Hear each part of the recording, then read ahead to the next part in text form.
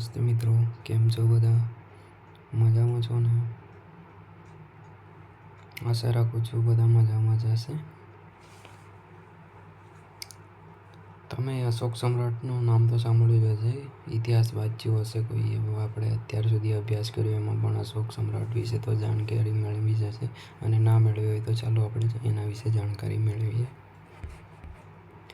અશોક સમ્રાટ તેનું ઈસવીસન પૂર્વે 273થી લઈને ઈસવીસન પૂર્વે 222 સુધીનું છે. બિંદુસારના મૃત્યુ પછી મોટા ભાઈ સુસીમ અને બીજા સાવકા ભાઈઓ સાથે થયેલા સંઘર્ષના કારણે ગદ્દીએ તેઓ આવ્યા. એટલે કે તેમના ભાઈઓ જોડે સંઘર્ષ થયા. રાજગાદી મેળવવા માટે બધા ભાઈઓમાં ઝઘડાઓ થતા હોય છે. અશોકનો મોટો ભાઈ સુસીમ તે સમયે તક્ષશિલાનો પ્રાંતપાલ હતો અને અશોક ઉજ્જૈનનો પ્રાંત વડો હતો. સુસીમનું અકુશળ શાસનને કારણે તક્ષશિલામાં વિદ્રોહ ઉપડી ગયો હતો. સુસીમના કહેવાથી રાજા બિંદુસારે અશોકને વિદ્રોહને દમન કરવા માટે તક્ષશિલા મોકલ્યો હતો. અશોકના આગમનનું સાંભળતા જ વિદ્રોહીએ વિદ્રોહ આપમેળે શાંત કરી દીધો. મૌર્ય સામ્રાજ્યની સીમાઓ એ સમયે મધ્ય એશિયાથી લઈને દક્ષિણ ભારત સુધી વિસ્તરી હતી. બિંદુસારના ઉત્તરાધિકારી તરીકે અશોકે શ્રેષ્ઠ શાસન ઊભું કર્યું હતું. બૌદ્ધ પરંપરાગત એટલે કે બૌદ્ધના જે પુસ્તકો છે એમાં અનુસાર અશોકે પોતાના 99 જેટલા ભાઈઓની હત્યા કરી તેવું લખાણ જોવા મળે છે. અશોકના જીવનનું એકમાત્ર મહત્વપૂર્ણ યુદ્ધ તો એને ઘણા બધા કર્યા હતા, પણ જે કલિંગનું યુદ્ધ છે તે એક અશોકના જીવનનું એક એટલું બધું મહત્વનું યુદ્ધ છે કે તેમાં અશોકનો જીવનનો આખો પાસો જ બદલાઈ જાય છે. તે યુદ્ધ 261માં થયું હતું. આ યુદ્ધમાં હજારોની સંખ્યામાં લોકો માર્યા ગયા હતા. એટલા જ લોકોને કેદી બનાવવામાં આવ્યા હતા. આ રક્તપાતના કારણે અશોકનું હૃદય પરિવર્તન થયું. તેણે યુદ્ધ દ્વારા રાજ્ય વિસ્તારની નીતિનો ત્યાગ કર્યો અને યુદ્ધને બદલે ધર્મ વિજયનો માર્ગ અપનાવ્યો. યુદ્ધ થાય એટલે સામાન્ય વાત જ છે કે ત્યાં રક્તપાત, કેટલાય લોકો ઘાયલ થાય, કેટલાય સૈનિકો મરી જાય છે અને શોકનું વાતાવરણ ને બધું એવું જોયું છે એને. તો એને થયું કે રાજ્ય વિસ્તાર અને રાજ્યની લાલચમાં કેટલાય લોકોના મેં જીવ લીધા, એવું એના અંદરથી ગિલ્ટ પેદા થઈ. થોડા વર્ષો પછી રાજાની બીમારી અને સુસીમથી કંટાળેલા લોકોએ અશોકને સિંહાસન પર કબજો કરવા માટે પ્રોત્સાહિત કર્યો. એટલે એના પિતા જીવતા હતા પણ એ બીમાર હતા અને એનો ભાઈ સુસીમ હતો તેનાથી કંટાળી ગયા હતા લોકો, એટલે અશોકને સિંહાસન પર બેસવા માટે પ્રોત્સાહન કર્યું. ગાદી આવ્યાના 4 વર્ષ બાદ રાજધાની પાટલિપુત્રમાં અશોકનો રાજ્યાભિષેક થયો હતો. રાજ્યાભિષેક થયો અને એના બાદ તેના પિતા તરફથી વારસામાં મળેલ રાજ્ય વિસ્તારમાં તેને વધારો કર્યો. તેના શિલાલેખોમાં જણાવ્યા મુજબ તેનું સામ્રાજ્ય વાયવ્ય સરહદે આવેલ કંધાર અને પેશાવરથી ઉત્તર ભારતમાં નેપાળ સુધી અને દક્ષિણમાં મૈસૂર સુધી એટલે કે હાલનું કર્ણાટક સુધી અને પશ્ચિમમાં ગુજરાત સૌરાષ્ટ્ર સુધી, પૂર્વમાં મગધ હાલનું બિહાર, કલિંગ હાલનું ઓડિશા સુધી ફેલાયેલું હતું. એટલે સુધી એનો રાજ્ય વિસ્તાર હતો. આ છે સમ્રાટ અશોક. કલિંગનું યુદ્ધ અને અશોકનું હૃદય પરિવર્તન.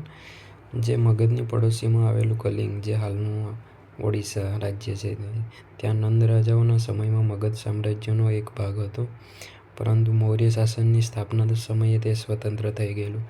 મૌર્ય સામ્રાજ્યનું જ્યારે સ્થાપના થઈ હતી તે ટાઈમે એ સ્વતંત્ર થઈ ગયું હતું.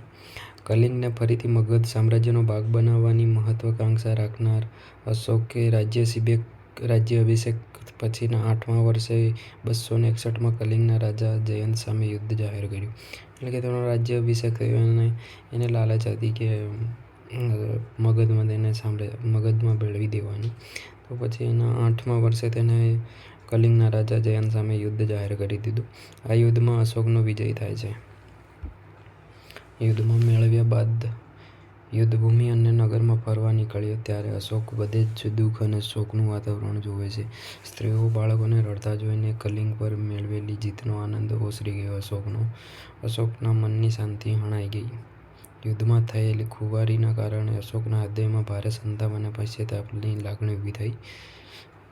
યુદ્ધની નિરર્થકતા સમજાઈ જવાના કારણે કલિંગનું યુદ્ધ તેના જીવનનું અંતિમ યુદ્ધ બની ગયું.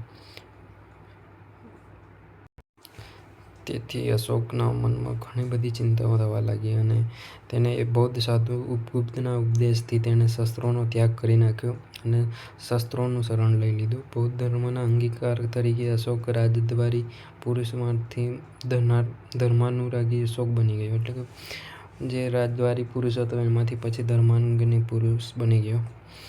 અશોક પહેલો એવો શાસક હતો કે જેણે શિલાલેખો દ્વારા પોતાના સંદેશો પ્રજા સુધી પહોંચાડવાનો પ્રયત્ન કર્યો છે. અશોકના મોટાભાગના અભિલેખોની ભાષા પ્રાકૃત અને બ્રાહ્મી લિપિ છે. આધુનિક ભારતની મોટાભાગની લિપિઓ બ્રાહ્મી લિપિમાંથી વિકસી છે. અહીં તમે 6 અક્ષર સુધીની જુદી જુદી લિપિઓ જોઈ શકો છો. જે જો જેવું પાડેલું છે બ્રાહ્મી લિપિ, પ્રારંભિક બ્રાહ્મી લિપિ.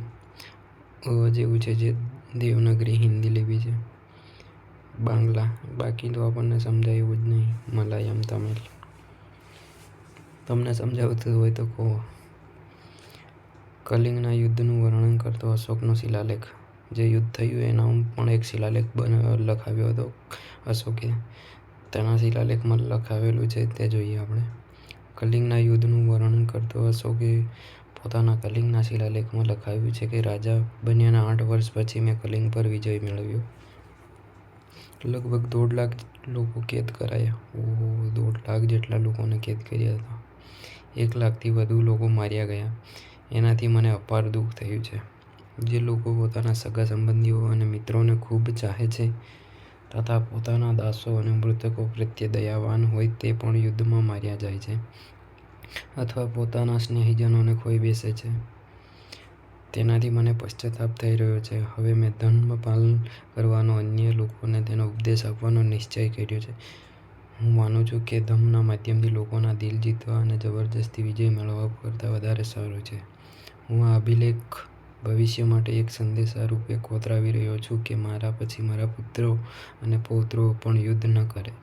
ધર્મનો ફેલાવો કેવી રીતે કરી શકાય તે અંગે તેમણે વિચારવું જોઈએ. એટલે કે તેને ધર્મનો માર્ગ અપનાવી લીધો અને અહીંયા શિલાલેખ પર લોકો સુધી આ સંદેશો પહોંચાડે છે કે કોઈનો જીવ લેવો સારો નહીં.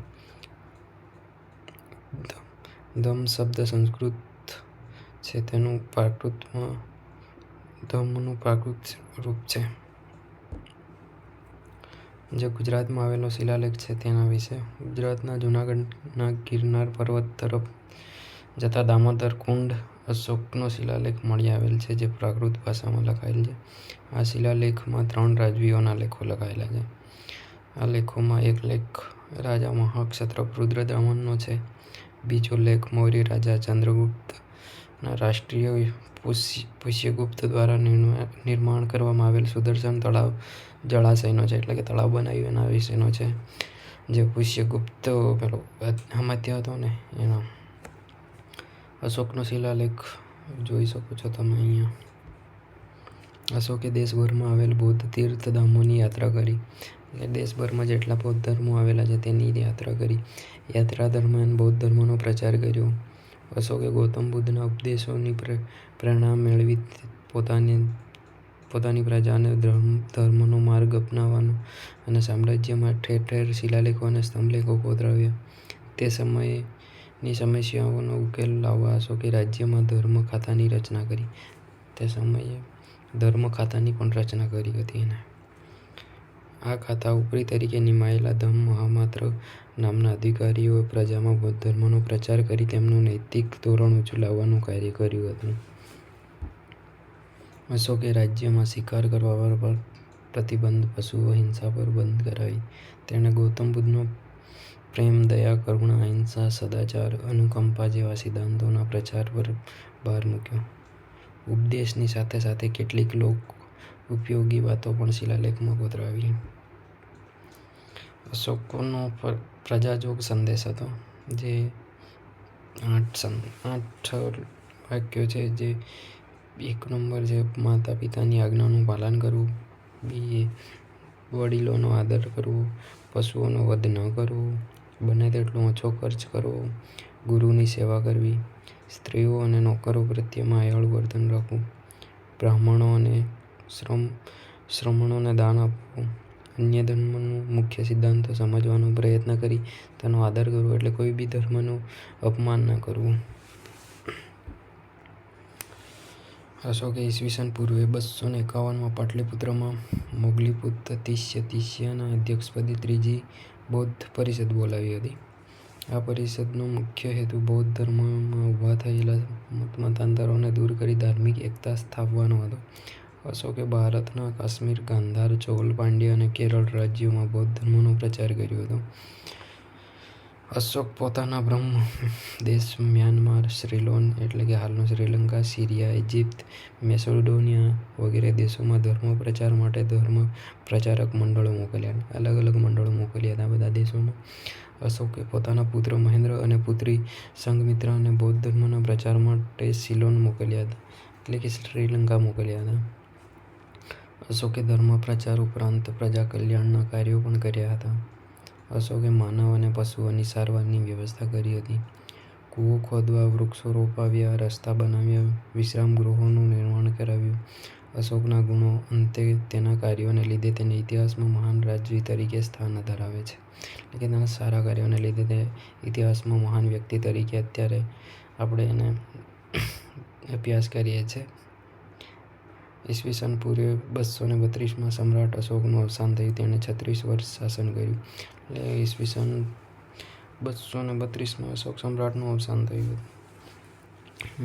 આટલે સુધી છે અશોક સમ્રાટ વિશે. મિત્રો, આપણી ચેનલને સબસ્ક્રાઈબ ના કરી હોય તો કરી દેજો. તમારા મિત્રોને શેર કરી દેજો. તમારા બધાનો ખૂબ ખૂબ આભાર.